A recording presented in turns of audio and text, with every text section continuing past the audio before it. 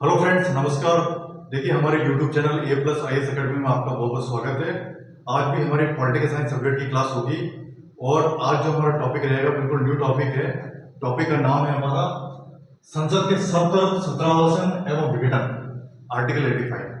इस टॉपिक के बारे में हम स्टडी करेंगे कि संसद का सत्र कैसे चलता है, उसका सत्रावसन कैसे होता है और संसद का विघटन कैसे होता है और संविधान के कौन से आर्टिकल से ये रिलेटेड है, इसके बारे में हम स्टडी करेंगे। ठीक है, तो हम स्टार्ट करते हैं। संसद के सत्र, सत्रावसन एवं विघटन, आर्टिकल 85। ये संविधान के आर्टिकल 85 से रिलेटेड है और इसकी स्टडी भी हम पॉइंट टू पॉइंट स्टडी करेंगे, यानी अपनी पॉइंट टू पॉइंट स्टडी चलेगी।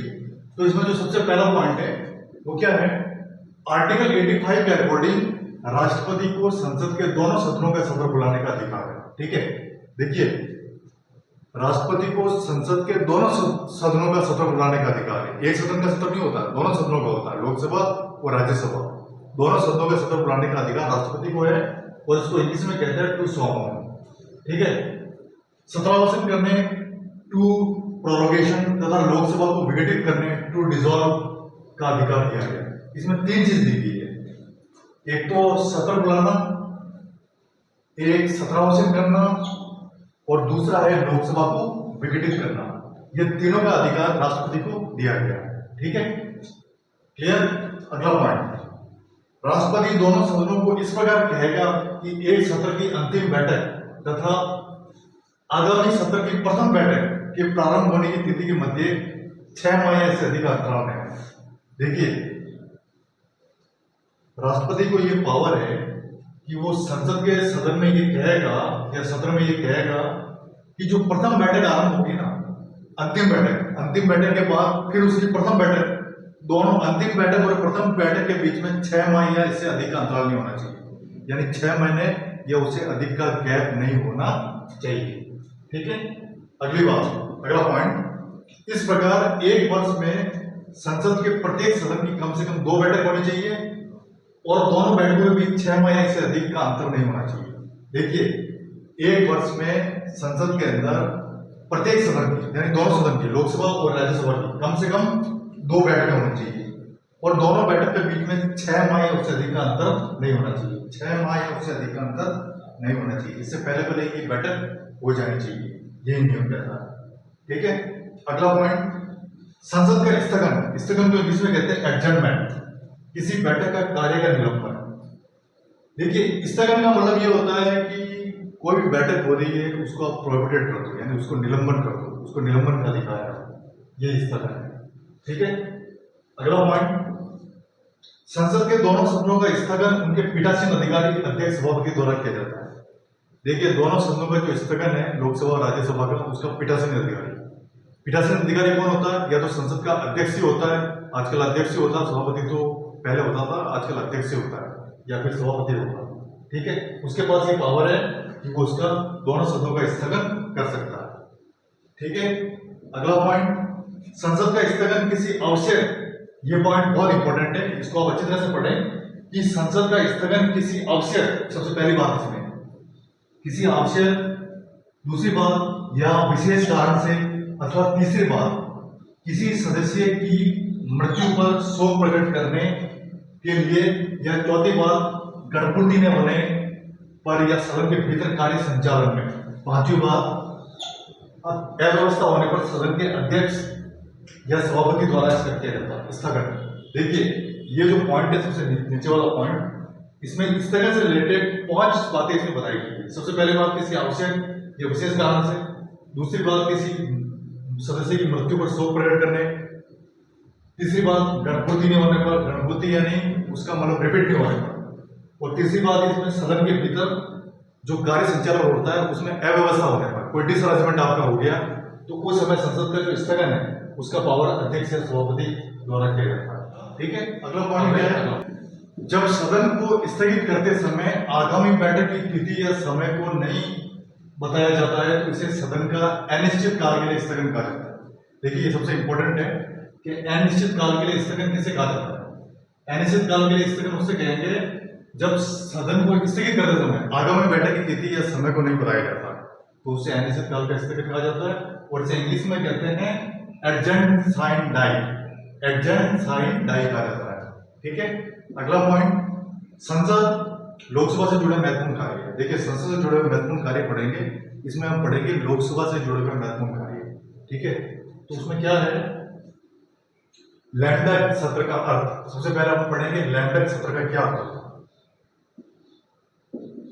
देखिए लैंड एक्ट सत्र का अर्थ है नई लोकसभा के चुनाव के बाद पुरानी लोकसभा का अंतिम सत्र के लिए बैठना। इस बैठक में जो सदस्य नई लोकसभा के लिए चुने जाते हैं उन्हें लैंड एक्ट कहा जाता है। लैंड एक्ट बहुत ही इंपॉर्टेंट वर्ड है। किसे कहते हैं कि नई लोकसभा के चुनाव के बाद जो पुरानी लोकसभा का अंतिम सत्र होता है, अंतिम सत्र की जो बैठक होती है, और इस बैठक में जो सदस्य यानी पुरानी बैठक से जो सदस्य नई लोकसभा के लिए चुने जाते हैं उन्हें लैंड एक्ट कहा जाता है। ठीक है, अगला पॉइंट, लोकसभा के विघटन का विधेयकों पर प्रभाव। देखिए लोकसभा का जब विघटन हो जाता है तो उसके बिल पर क्या प्रभाव पड़ता है, कौन कौन से प्रभाव पड़ते हैं, उन प्रभाव के बारे में हम स्टडी करेंगे। तो इसमें क्या बताया गया, पहले संविधान के आर्टिकल 107 के अकॉर्डिंग लोकसभा के विघटन के लंबित विधेयकों पर निम्न प्रभाव होते हैं। संविधान के आर्टिकल 107 के अनुसार। ठीक है, सबसे पहला प्रभाव क्या है, लोकसभा में लंबित सभी विधेयक समाप्त हो जाते हैं, चाहे वे पेश हुए हो या राज्यसभा द्वारा भेजे गए हो। देखिए क्या प्रभाव पड़ता है, लोकसभा में लंबित यानी पेंडिंग सभी बिल समाप्त हो जाते हैं ऑटोमेटिक, चाहे वे पेश हुए हो या राज्यसभा द्वारा। विघटन से संबंधित अगला पॉइंट, देखिए अगला पॉइंट क्या है, राज्यसभा में लंबित विधेयक। लंबित विधेयक का मतलब जो पेंडिंग बिल चलते हैं ना राज्यसभा में, उसे कहते हैं लंबित विधेयक, जिसे लोकसभा ने पारित कर दिया है, समाप्त हो जाएंगे। वो हम इफेक्ट के बारे में पढ़ रहे हैं। तो इसमें क्या इफेक्ट पड़ेगा कि जो लंबित विधेयक है जिसने लोकसभा ने तो पारित कर दिया है, फिर भी वो समाप्त हो जाएगा। ठीक है, अगला पॉइंट, राज्यसभा में लंबित विधेयक जिसे लोकसभा ने पारित नहीं किया, दोनों डिफरेंस है, पहला पारित कर दिया, दूसरा लोकसभा ने पारित नहीं किया है, समाप्त हो जाएंगे।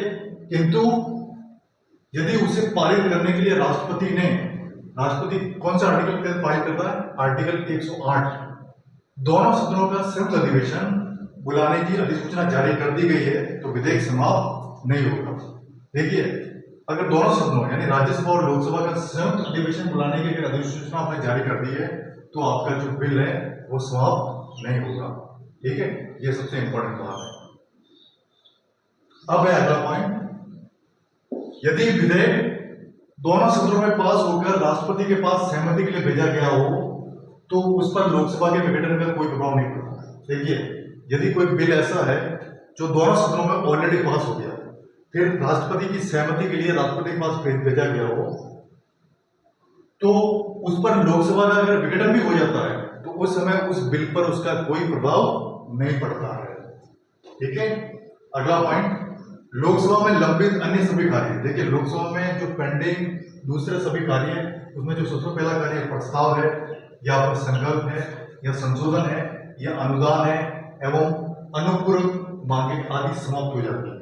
ऑलरेडी जो लोकसभा के लंबित कार्य जो पेंडिंग कार्य जिसमें 2-4 कार्य है, प्रस्ताव, संकल्प, संशोधन, अनुदान, अनुपूरक, ये आदि मांगे समाप्त हो जाती है। अगला पॉइंट, संसद की शक्तियों पर प्रतिबंध।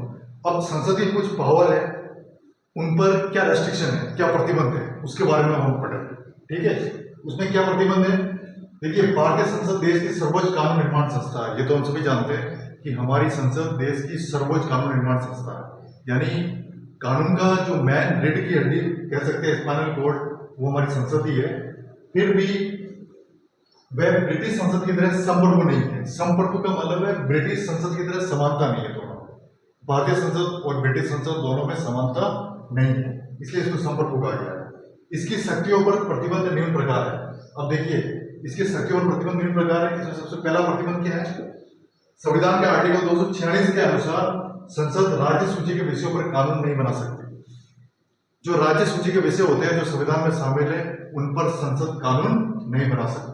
ठीक है, अब है अगला पॉइंट। देखिए अगला पॉइंट क्या है, संविधान के आर्टिकल 111 के अनुसार संसद द्वारा पारित समस्त विधेयकों पर राष्ट्रपति के हस्ताक्षर होने जरूरी है।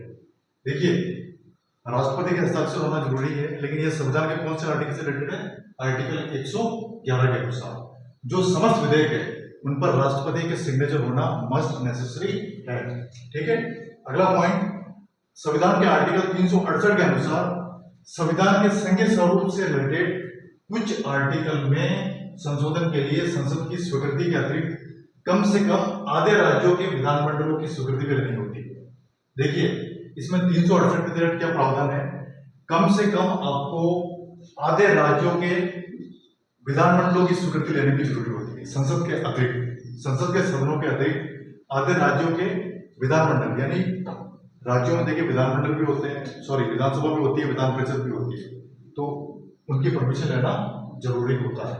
ठीक है, अगला पॉइंट, संविधान के आर्टिकल 137 के अनुसार संसद द्वारा पारित उन कानूनों को जो संविधान के विरुद्ध है, यानी वह कानून जो संविधान के विरुद्ध है और सुप्रीम कोर्ट अपने न्यायिक पुनर्विलोकन के अधिकार के अंतर्गत अवैध घोषित कर सकता है, यानी उन कानूनों को जो संविधान के विरुद्ध है सुप्रीम कोर्ट उन्हें अवैध घोषित कर सकता है।